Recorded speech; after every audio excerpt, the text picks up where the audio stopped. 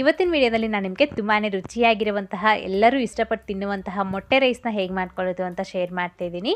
ಅದು ಕೂಡ ತರಕಾರಿ ಇಲ್ಲದೆ ಹಾಗೆಯೇ ಸಾಸೇಸ್ನ ಉಪಯೋಗಿಸದೆ ತುಂಬಾ ರುಚಿಯಾಗಿ ಕಡಿಮೆ ಪದಾರ್ಥಗಳನ್ನು ಉಪಯೋಗಿಸ್ಕೊಂಡು ಈ ರೀತಿ ನಾವು ಮೊಟ್ಟೆ ರೈಸ್ನ ಮಾಡ್ಕೊಳ್ಬೋದು. ಸೊ ಬ್ಯಾಚುಲರ್ಸೇ ಆಗಲಿ ಅಥವಾ ಸ್ಕೂಲ್ಗೆ ಹೋಗೋ ಮಕ್ಕಳೇ ಆಗಲಿ ತುಂಬಾ ಈಸಿಯಾಗಿ ಮಾಡ್ಬೋದು. ಸೊ ಬನ್ನಿ ಹಾಗಾದರೆ ಲೇಟ್ ಮಾಡ್ತೀರಾ ಈ ಮೊಟ್ಟೆ ರೈಸ್ ರೆಸಿಪಿನ ಹೇಗೆ ಮಾಡೋದು ಅಂತ ನೋಡ್ಕೊಳ್ಳೋಣ. ಸೊ ಮೊದಲನೇದಾಗಿ ಮೊಟ್ಟೆ ರೈಸ್ ಮಾಡ್ಕೊಳ್ಳೋದಕ್ಕೋಸ್ಕರ ನಾನು ಮೊದಲೇ ಅನ್ನನ ಮಾಡಿ ಇಟ್ಕೊಂಡಿದ್ದೀನಿ. ಒಂದು ಇಬ್ಬರು ತಿನ್ನೋ ಆಗೋಷ್ಟು ಅನ್ನನ ಮಾಡಿ ಇಟ್ಕೊಂಡಿದ್ದೀನಿ. ಈಗ ಸ್ಟವ್ ಮೇಲೆ ಒಂದು ಕಡಾಯಿನ ಇಟ್ಕೊಂಡೋದಕ್ಕೆ 4 ಟೇಬಲ್ ಸ್ಪೂನ್ ಆಗುವಷ್ಟು ಎಣ್ಣೆ ಹಾಕಿ, ಎಣ್ಣೆ ಬಿಸಿಯಾಗಿದ್ದ ನಂತರ ಇದಕ್ಕೆ 1 ಸ್ಪೂನ್ ಆಗುವಷ್ಟು ಸಣ್ಣಕ್ಕೆ ಕಟ್ ಮಾಡ್ಕೊಂಡಿರೋ ಬೆಳ್ಳುಳ್ಳಿ, ಹಾಗೆಯೇ ಅರ್ಧ ಸ್ಪೂನ್ ಆಗುವಷ್ಟು ಸಣ್ಣಕ್ಕೆ ಕಟ್ ಮಾಡ್ಕೊಂಡಿರೋ ಶುಂಠಿ, ಹಾಗೆಯೇ ಒಂದು 4 ರಿಂದ 5 ಹಸಿಮೆಣಸಿನಕಾಯಿನ ಸಣ್ಣಕ್ಕೆ ಕಟ್ ಮಾಡ್ಕೊಂಡು ಹಾಕ್ಕೊಳ್ಳಿ. ಸೊ ನೀವು ಇಲ್ಲಿ ಬೇಕು ಅಂತಂದರೆ ಶುಂಠಿ ಬೆಳ್ಳುಳ್ಳಿ ಪೇಸ್ಟ್ ಆದ್ರೂ ಹಾಕ್ಕೊಳ್ಬೋದು. ಸೊ ಶುಂಠಿ ಬೆಳ್ಳುಳ್ಳಿ ಪೇಸ್ಟ್ ಹಾಕಿದರೂ ಅಷ್ಟೇ, ಸ್ವಲ್ಪ ಬೆಳ್ಳುಳ್ಳಿ ಕೂಡ ಕಟ್ ಮಾಡ್ಕೊಂಡು ಹಾಕ್ಕೊಳ್ಳಿ, ಚೆನ್ನಾಗಿರುತ್ತೆ ಟೇಸ್ಟು. ಸೊ ನೋಡಿ ಇವನ್ನ ಒಂಚೂರು ಈ ರೀತಿ ಫ್ರೈ ಮಾಡ್ಕೊಂಡಿದ್ದೀನಿ. ಹೀಗೆ ಇದಕ್ಕೆ ನಾನು 1-2 ಈರುಳ್ಳಿನ ಸಣ್ಣಕ್ಕೆ ಕಟ್ ಮಾಡಿ ಹಾಕ್ಕೊಳ್ತಾ ಇದ್ದೀನಿ. ಸೊ ಈರುಳ್ಳಿ ಕೂಡ ಒಂದು ಸ್ವಲ್ಪ ಹೊತ್ತು ಚೆನ್ನಾಗಿ ಫ್ರೈ ಮಾಡಿ. ಹಾಗೆ ನೀವು ತರಕಾರಿ ಹಾಕೋದಾದರೆ ಈರುಳ್ಳಿ ಜೊತೆಗೇ ಕ್ಯಾಪ್ಸಿಕಮ್ ಆಗಲಿ, ಕ್ಯಾರೆಟು, ಬೀನ್ಸು, ಹಾಗೆಯೇ ಕ್ಯಾಬೇಜು ಈ ಥರದ್ದೆಲ್ಲ ಹಾಕ್ಕೊಳ್ಬೋದು. ಸೊ ಈ ರೀತಿ ಈರುಳ್ಳಿ 1-2 ರಿಂದ 3 ನಿಮಿಷಗಳ ಕಾಲ ಫ್ರೈ ಆಗಿದ್ದ ನಂತರ ಇದಕ್ಕೆ ಒಂದು ದೊಡ್ಡ ಸೈಜಿಂದು ಟೊಮೊಟೊ ಹಣ್ಣು ಸಣ್ಣಕ್ಕೆ ಕಟ್ ಮಾಡ್ಕೊಂಡು ಹಾಕ್ಕೊಳ್ಳಿ. ಈಗ ಟೊಮೊಟೊ ಹಣ್ಣು ಕೂಡ ಚೆನ್ನಾಗಿ ಮೆತ್ತಗಾಗೋ ತನಕ ಫ್ರೈ ಮಾಡ್ಕೊಳ್ಬೇಕು. ಈ ರೀತಿ ಟೊಮೆಟೊ ನೀಟಾಗಿ ಫ್ರೈ ಆಗಿದ ನಂತರ ಸೆಂಟರ್ಗೆ ಸ್ವಲ್ಪ ಜಾಗ ಮಾಡಿಕೊಂಡು ಹೀಗಿದ್ದಕ್ಕೇ ಮೊಟ್ಟೆನ ಹೊಡ್ಕೊಂಡು ಹಾಕ್ಕೊಳ್ಳಿ. ಸೊ ನಾನಿಲ್ಲಿ ಒಂದು 4 ಮೊಟ್ಟೆನ ಹೊಡ್ಕೊಂಡು ಹಾಕ್ಕೊಳ್ತಾ ಇದ್ದೀನಿ. ಮೊಟ್ಟೆನ ಸ್ವಲ್ಪ ಕಡಿಮೆ ಆದರೂ ಹಾಕ್ಕೊಳ್ಬೋದು ಅಥವಾ ಜಾಸ್ತಿ ಆದರೂ ಹಾಕ್ಕೊಳ್ಬೋದು.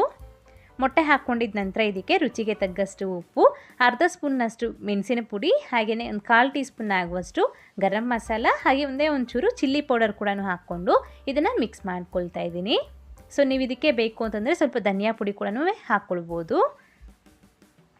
ಸೊ ಹೀಗೆ ಈ ಮೊಟ್ಟೆನ ನಿಧಾನವಾಗಿ ಈ ರೀತಿ ಫಸ್ಟು ಒಂದು ಸ್ವಲ್ಪ ಹೊತ್ತು ಫ್ರೈ ಮಾಡ್ಕೊಂಬಿಟ್ಟು ಮತ್ತೆ ಇದನ್ನು ಎಲ್ಲನೂ ಸಹ ಮಿಕ್ಸ್ ಮಾಡಿಕೊಂಡು 1-2 ರಿಂದ 3 ನಿಮಿಷ ಫ್ರೈ ಮಾಡ್ಕೊಳ್ಳಿ.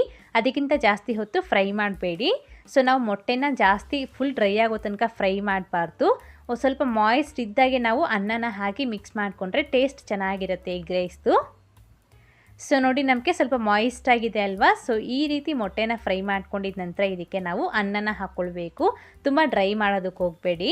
ಸೊ ಅನ್ನ ಹಾಕ್ಕೊಂಡಿದ್ದ ನಂತರ ಮತ್ತೆ ಇದಕ್ಕೆ ಸ್ವಲ್ಪ ಉಪ್ಪು, ಹಾಗೆಯೇ ಮೆಣಸಿನ ಪುಡಿ, ಮತ್ತು ಸ್ವಲ್ಪ ಗರಂ ಮಸಾಲ, ಹಾಗೆ ಒಂಚೂರು ರೆಡ್ ಚಿಲ್ಲಿ ಪೌಡರ್ ಕೂಡ ಹಾಕ್ಕೊಂಡು ಚೆನ್ನಾಗಿ ಮಿಕ್ಸ್ ಮಾಡ್ಕೊಳ್ತಾ ಇದ್ದೀನಿ.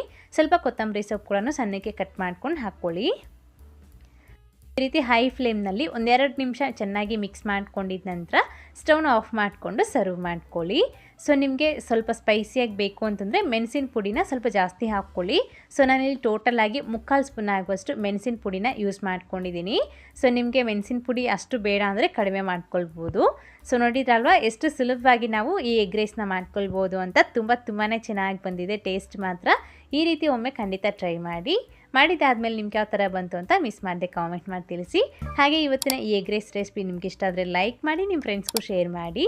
ಮತ್ತಷ್ಟು ರೆಸಿಪೀಸ್ಗಾಗಿ ನೀಲು ಕುಕಿಂಗ್ ಚಾನಲ್ಗೆ ಸಬ್ಸ್ಕ್ರೈಬ್ ಆಗಿ. Thank you.